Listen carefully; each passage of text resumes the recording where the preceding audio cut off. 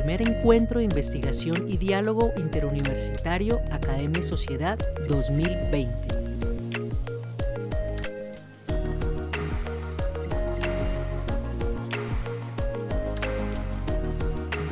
Sí, buenos días a todas y todos las personas que nos están acompañando. Muchas gracias por la invitación. Me alegra poder presentar resultados de investigación. Este es un proceso de investigación. Esta presentación es el resultado de un proyecto de investigación que recién acabamos de terminar.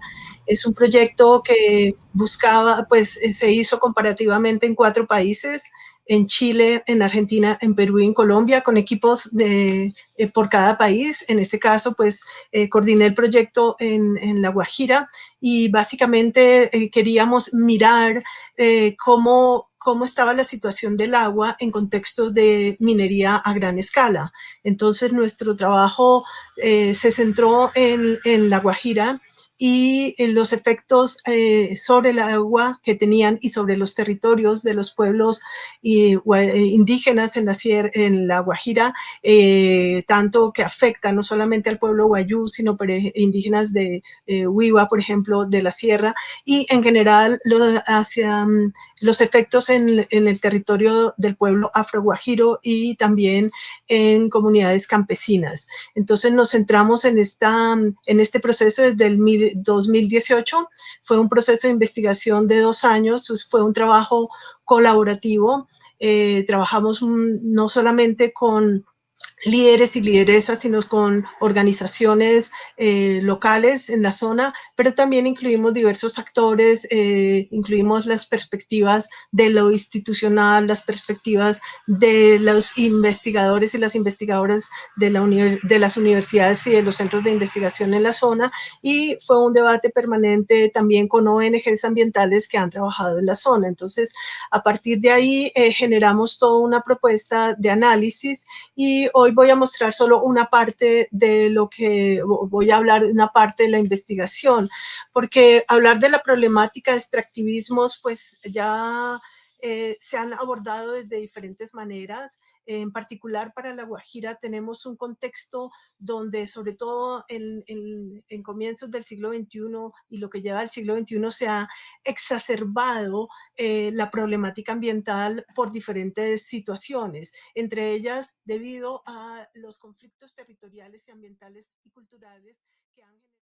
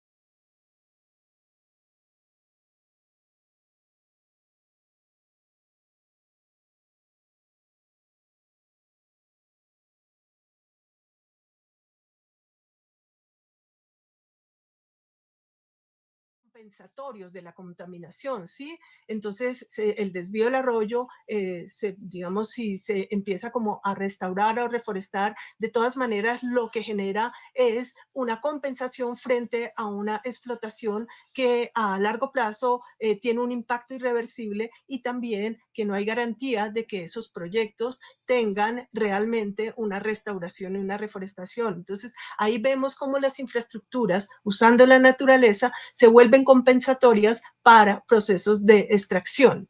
Esto tiene que ver, estos dos procesos que hablaba anteriormente, el de gobernanza institucionalizada y el de infraestructuras, con asimetrías de conocimientos.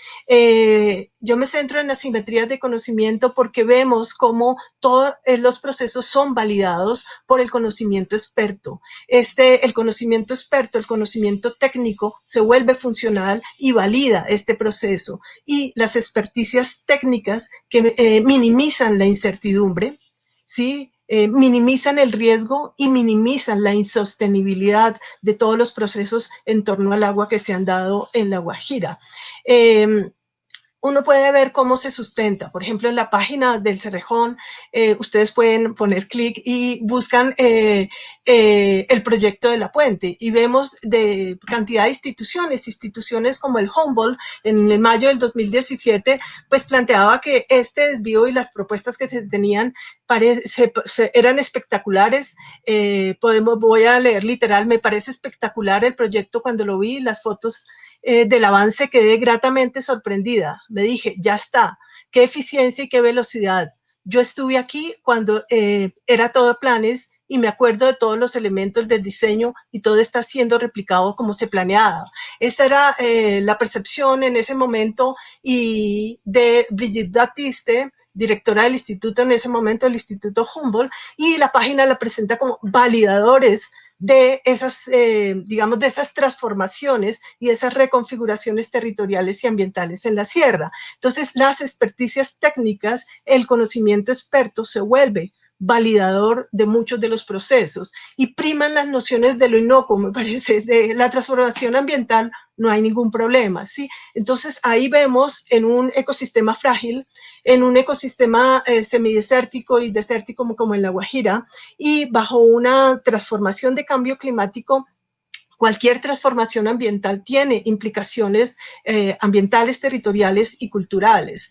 Esto nos lleva a cómo es en estas dinámicas de los extractivismos, en estas tendencias mucho más del siglo XXI, el control de la información se vuelve clave, y la desvalorización en últimas de los conocimientos locales, de los conocimientos y experiencias, de esas epistemologías que están a partir de, digamos, de las experiencias, de los conocimientos del pueblo bayú durante siglos y del pueblo afro, no son reconocidos, y lo que ellos experiencian con esas transformaciones no se tienen en cuenta.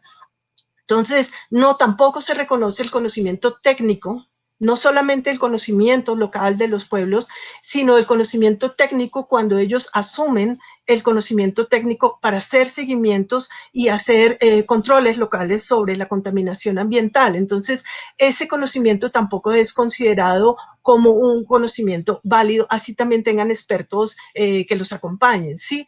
En últimas, es una pérdida del derecho a la toma de decisiones, pero también a la información, ¿no? Porque están generando la información, pero no la pueden circular o no es reconocida esa información. Estos tres ejes nos llevan entonces a cuáles han sido las dinámicas y cuáles han sido las estrategias y cuáles son los procesos que se han dado entre diferentes actores sociales que están demandando el derecho al agua, y que están demandando también el derecho a su territorio de acuerdo a sus prácticas y relaciones.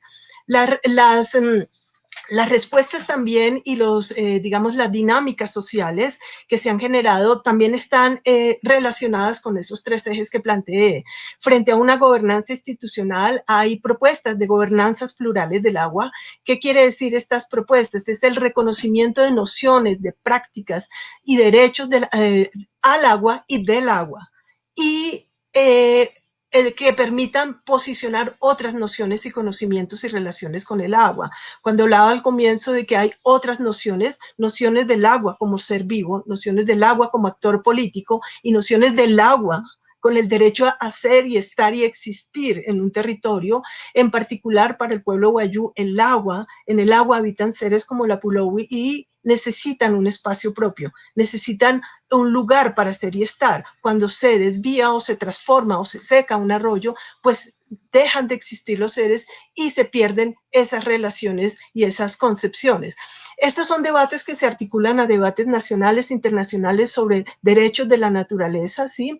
Los derechos de los seres vivos en sí mismo. Entonces, complejiza las relaciones con los no humanos e integra los procesos de defensa del agua en contextos mineros, de cómo los efectos no solamente son sobre los humanos, sino sobre una cantidad de biodiversidad, de relaciones, de especies, de dinámicas ecosistémicas que hay que considerar.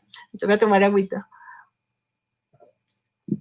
Aquí entonces es el posicionamiento de estos derechos y entra una noción y una relación de demandas de justicia hídrica, y en este punto yo llamo de justicia hídrica relacional en el sentido de que incluye esas demandas de justicia hídrica a todos los seres humanos y no humanos.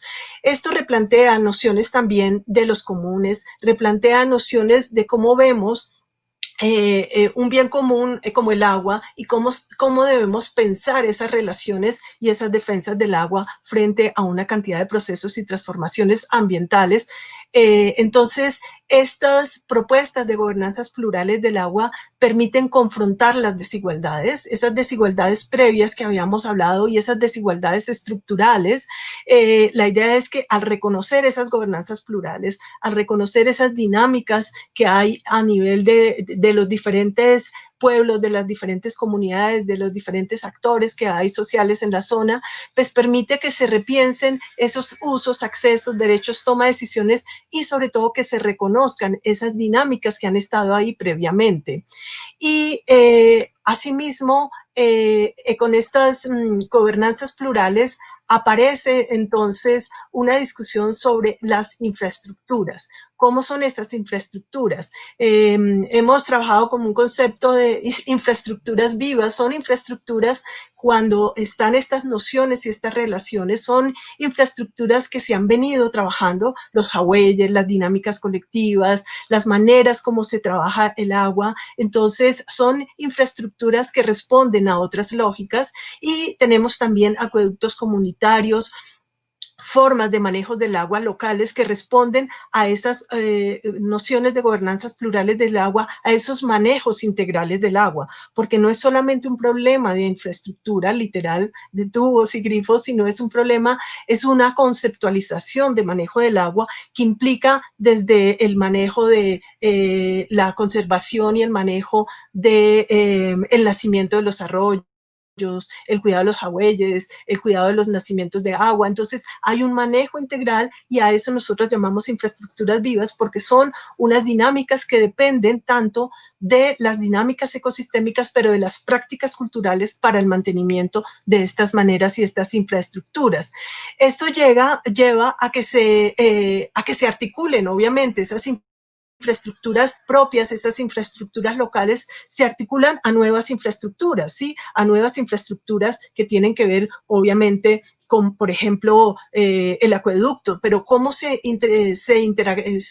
interrelacionan esas infraestructuras que hemos llamado también infraestructuras híbridas, permiten otras maneras de manejos, otras dinámicas y otras relaciones, y sería una propuesta donde la participación local, la toma de decisiones en esos manejos y partir de sus prácticas permite en la construcción de otro tipo de infraestructuras para este caso de La Guajira. Esto nos lleva a otra discusión que son, el otro eje que teníamos pendiente era el de los conocimientos, las asimetrías de conocimientos. Aquí hemos llamado nosotras porque fuimos un equipo, ahora hablaré un poco de esto, son contraexperticias. A mí me parece que estas contraexperticias han surgido sobre todo con los monitoreos hídricos comunitarios. Los monitoreos hídricos comunitarios, el seguimiento de cómo está el agua, de cómo están las interacciones del agua de una manera integral. No es solamente mirar realmente la calidad del agua, sino desde una manera integral cómo está el agua. Estos monitoreos hídricos, que ya hay experiencias en La Guajira que se han hecho previamente, posicionan los conocimientos locales como válidos, como claves en el seguimiento de los efectos ambientales de la minería en este caso, y como herramientas de defensa territorial, porque hay que hacer es un monitoreo integral de todos estos procesos y cómo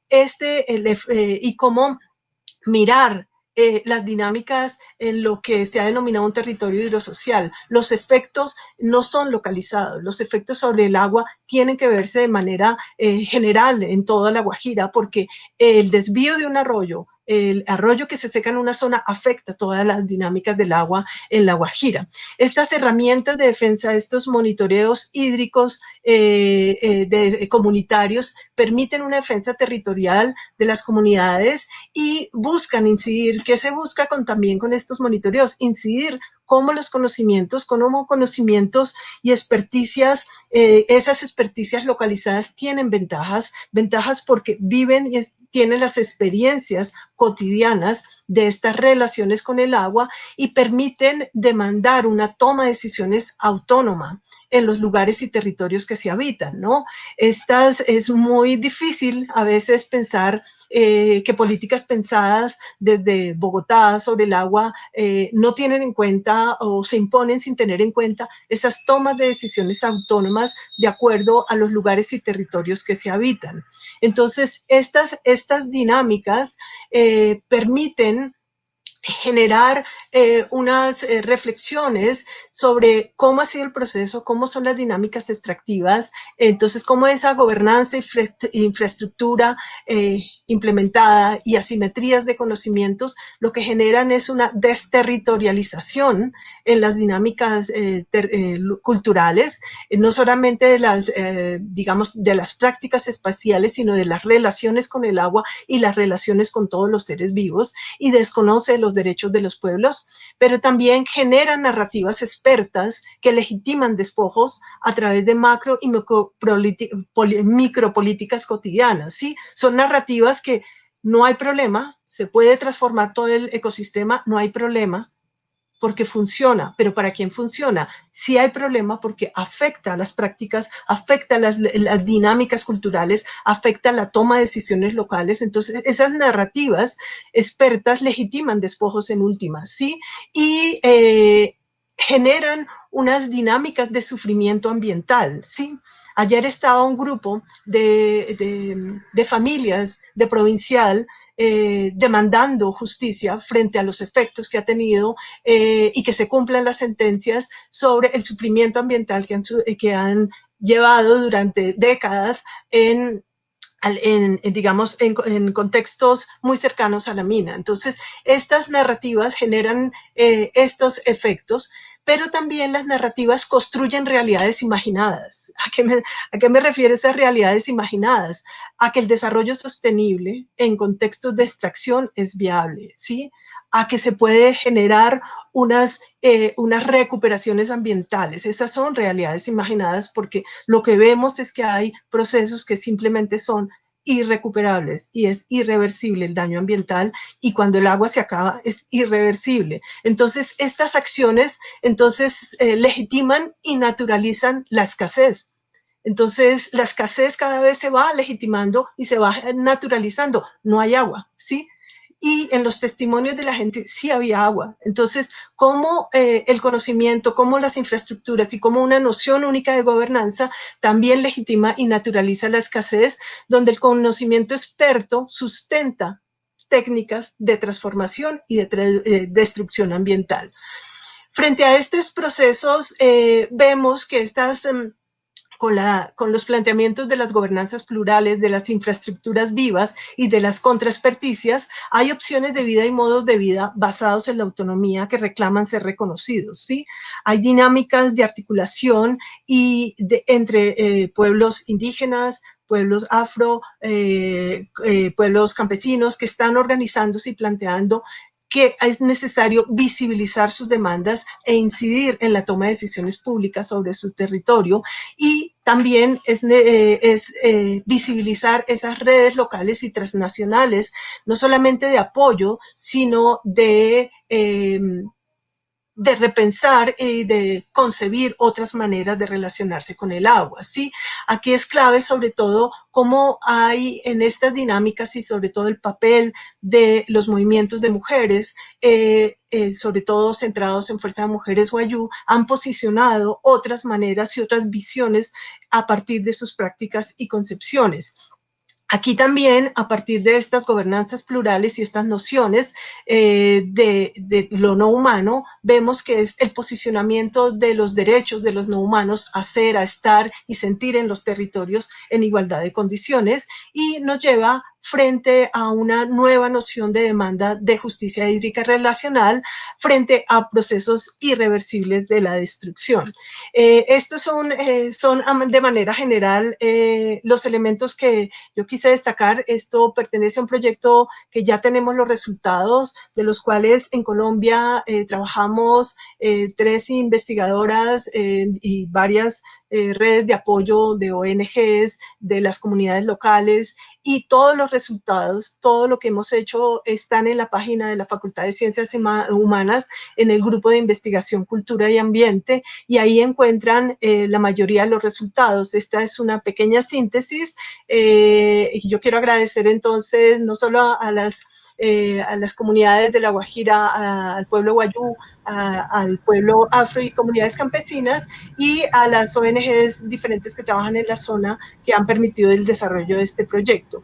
Entonces, daría paso para si hay preguntas o algunos de los elementos para seguir hablando. Profesora Astrid, muchas gracias. Definitivamente el tema del agua es muy importante. No podemos parar de hablar sobre el tema del agua y la problemática del agua, en este caso, que la ha ocupado a usted, profesora, el caso de La Guajira. Y resulta alarmante y llama muchísimo la atención lo que usted menciona, profesora, instituciones especializadas en medio ambiente, de cierta manera legitimando la destrucción del medio ambiente. Entonces, muy preocupante. Profesora, si nuestro público le ha formulado varias preguntas, entonces vamos con la primera. Se afirma que existen lugares en donde no tienen acceso al agua. Yo creo que la persona está hablando de la comunidad en La Guajira, de las comunidades. ¿Cuál es la intervención del gobierno nacional, departamental y municipal para llevar este recurso hídrico siendo un derecho, y cuál es su posición, la posición de la profesora, claro, frente a la protección del mismo? Bueno, en el contexto nosotros estuvimos analizando y mirando las condiciones institucionales, ¿no? Hicimos entrevistas en varios de los municipios, de los trabajos, y hay una problemática mucho más compleja. Por ejemplo, si bien hay una infraestructura, hay una conexión a través de tuberías, hay problemas de acceso en ciertas zonas. Simplemente el agua no llega, ¿sí? El agua no llega, y eso tiene que ver con varias dinámicas. Una, el proceso inconcluso una de las causas que la gente esgrime, que las instituciones esgrimen, es el proceso inconcluso de la terminación del cercado. O otro de los problemas es que son de fuentes de pozos profundos. La calidad del agua de los pozos profundos. Por ejemplo, en Albania entrevistábamos al secretario de Planeación, y él nos decía es que el agua que nosotros tenemos es un agua que no sirve, ¿sí? Es un agua que está contaminada. Entonces, ¿qué pasa también con las comunidades afro reasentadas? Que en el lugar de reasentamiento el agua que llega es un agua que está afectada, contaminada, y no pueden acceder a esa agua. Entonces, hay diferentes procesos y problemas institucionales, problemas de distribución del agua. En otros de los momentos, cuando yo estuve en Hato Nuevo, había todo un movimiento de los barrios, de las juntas de acción comunal, porque llevaban días sin agua. Entonces, el agua puede llegar una vez cada 15 días. El agua llega de manera discontinua, ¿sí? Eso es lo que llamábamos también a una gobernanza fragmentada, porque no llega permanentemente, entonces técnicamente puede haber el tubo, pero el agua en las prácticas cotidianas no. Parte de estos movimientos que tuve la oportunidad de entrevistar, pues muestran que es un acceso, además, cuando llega el agua, no es el agua para el consumo. El agua para el consumo la gente la tiene que comprar. ¿De dónde? De su propio dinero. Entonces, tiene que ver también con procesos de manejos, de distribuciones, de infraestructuras, de quién tiene responsabilidades. Me acuerdo en esos momentos, en el 2018, la responsabilidad era la empresa distribuidora de agua. Entonces se rotan las responsabilidades y se está proponiendo una nueva manera, ¿sí? Unos nuevos proyectos para repensar estas prácticas y estas relaciones, ¿sí? Entonces, ahí tenemos que ver es la complejidad de esa institucionalidad, lo difícil, también hay problemas de pérdidas, son millones que se han invertido en La Guajira y que pues también tiene que ver con corrupción, ¿no? Que no se ha llevado a la práctica, que no se han implementado todos los programas propuestos. Entonces, sí, es un derecho, pero es un derecho que no le llega a toda la gente, ¿no? La segunda pregunta, ¿cuál sería la estrategia más puntual para generar la articulación cultural y social en torno al agua en esta región? Pues yo creo que parte de lo que planteábamos al final de estas gobernanzas plurales es partir realmente que hay unas dinámicas de un manejo integral, ¿sí?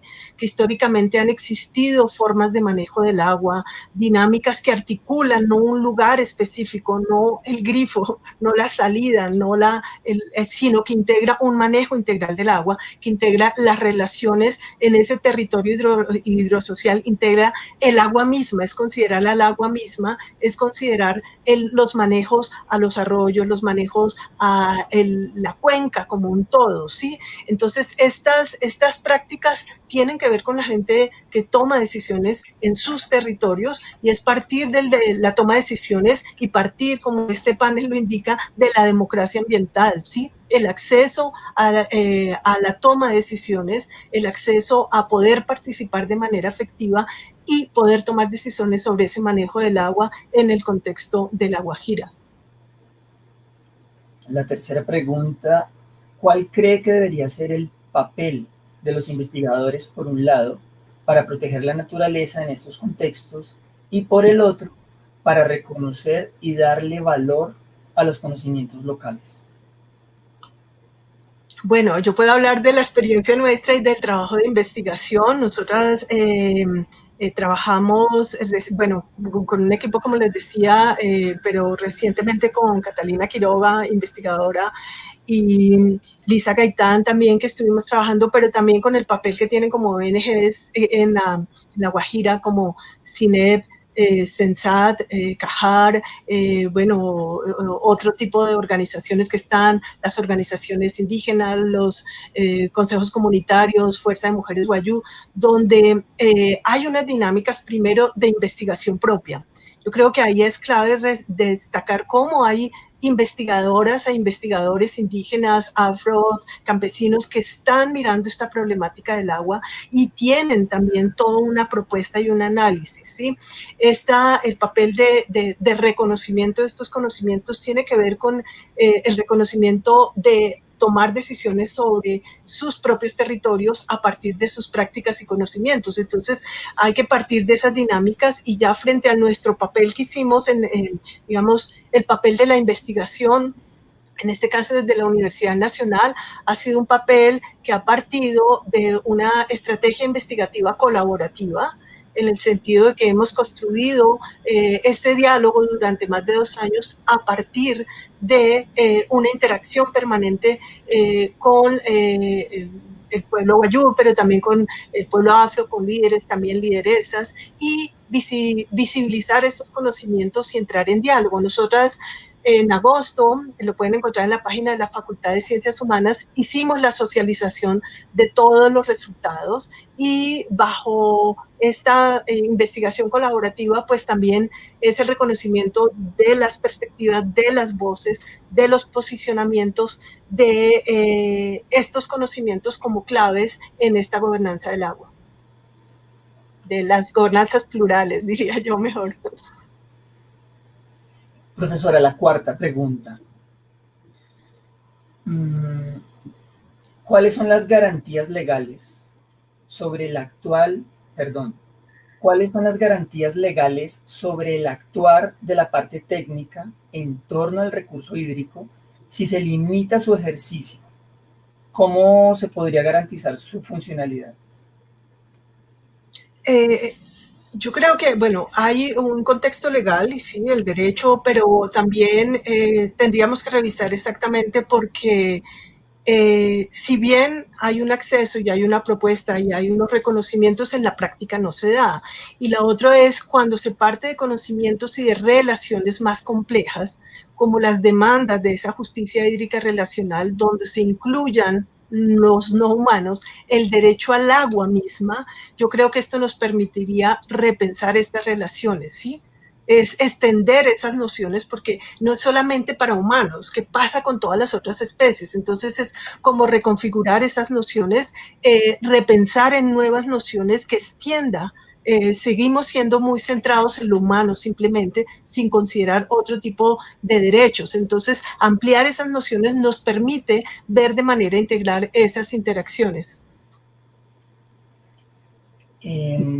Una quinta pregunta, profesora. Hay muchas. Sí. ¿Cómo deslegitimar el concepto de escasez cuando este es la base de la ciencia económica que estudiamos? Uno de los elementos que uno encuentra, no solo aquí, sino en muchas partes, es una construcción de escasez inventada. Casi se plantea en agua como se construye una noción de escasez, ¿sí? Y como hay una noción de escasez, pero la noción de escasez no es dada, es un proceso de transformación. Tenemos que mirar cómo ese proceso de transformación de usos, de abusos, de contaminación, han transformado, o sea, es resultado de un proceso. No es una escasez en sí misma, porque sí, si no hay una transformación histórica, tenemos que historizar cómo esa escasez se creó, cómo esa escasez se construyó y cómo esa escasez responde también a nociones de privilegios. ¿Por qué no hay escasez en ciertas zonas? ¿Sí? ¿Por qué la escasez se construye en ciertos lugares? Entonces, tenemos que repensar y complejizar la noción de escasez. ¿Cómo se llegó a esa escasez? Cuando uno escucha los testimonios de las personas que entrevistamos durante 2 años, muchísimas personas, pues plantean, es que aquí sí había agua, ¿sí? Aquí sí teníamos prácticas, aquí podíamos conversar. Entonces, es una escasez que responde a unos procesos históricos, ¿sí? Esa era la última y yo quiero hacerle una sexta pregunta, profesor. Además. En nuestro contexto de Bogotá, la sabana de Bogotá, por ejemplo, contamos con el Jardín Botánico, ¿sí? Y sabemos el trabajo importante que hace el Jardín Botánico de Bogotá, entre otras instituciones, en temas de restauración de la naturaleza ante la destrucción debido a la intervención humana. Si uno piensa en una región como La Guajira, profesora, hasta allá, digamos, podría llegar el aporte de algún jardín botánico, porque hay una red de jardines botánicos en Colombia, digamos, ¿sí? Para restaurar esa naturaleza destruida, desde luego, la particularidad de la naturaleza en La Guajira. Esta red podría contribuir en esa, digamos, restauración. Usted nos decía, el agua se acaba y ya. Y se acaba, sí. Sí. Pues yo sí creo que todas las estrategias son válidas, ¿no? En ese sentido, si hay unos procesos concertados con las comunidades, de hecho hay prácticas de manejo con las comunidades. Yo creo que también es partir de cuáles han sido las prácticas, cuáles son los conocimientos que estaban inscritos en ese territorio y cómo esos conocimientos permiten también aportar a unas discusiones, ¿sí? Porque sí hay estrategias. Yo he conocido estrategias no solo ahí, sino en diferentes zonas. En diferentes zonas, yo tuve una experiencia, conocí un acueducto comunitario en Atacama, en Chile, y es un acueducto comunitario ancestral. Lleva siglos, y esos acueductos comunitarios permiten un mantenimiento no solamente de las especies, sino un mantenimiento y unos manejos de agua. Entonces sí hay unas estrategias, y también en Perú, de que esos manejos y esas maneras, porque el manejo no tiene que ver solo con la infraestructura física, sino con esa manera integral. Sí hay unas experiencias increíbles que vale la pena, ¿sí? Revertir todo es muy complejo, ¿sí? Todos los efectos ambientales. Y sobre todo en los análisis que se han hecho recientemente sobre cambio climático y los efectos por la transformación y los efectos de cambio climático, la lluviosidad va a ser menor para La Guajira. Entonces, en esas condiciones es muy complejo. Casi que se requieren acciones concretas y sobre todo concertadas con la gente que habita el territorio, con el pueblo guayú, con el pueblo afro, con las comunidades que están allá, con las comunidades campesinas, y que tienen que verse de manera integral, ¿no? Que tienen que abarcar todas las interconexiones que hay del agua. Bueno, sí, iba a decir algo. Sí, sí, de todas maneras me parece que hay que resaltar que todas estas defensas y todas las problemáticas que tienen que ver con el agua y todas las críticas y todos los posicionamientos sistemáticos que se han hecho para ver los efectos del agua, ha tenido efectos entre los líderes y lideresas, en el sentido de que pues cada día son más amenazados, ¿no?, por sus posiciones y por sus defensas territoriales. Yo creo que también hay que visibilizar esas problemáticas, ¿sí? Y visibilizar, dado que estamos hablando de democracia ambiental, también hay diversas posiciones, y el respeto de diversas posiciones, sobre todo cuando está en juego la vida misma de los pueblos, cuando está en juego sus territorios, cuando está en juego todos los seres que habitan su territorio y sus modos de vida. Entonces me parece que eso es clave. Ojalá se vuelva a retomar hoy en todos los debates sobre democracia ambiental. Profesora, ha sido muy amable, un gusto. Bueno.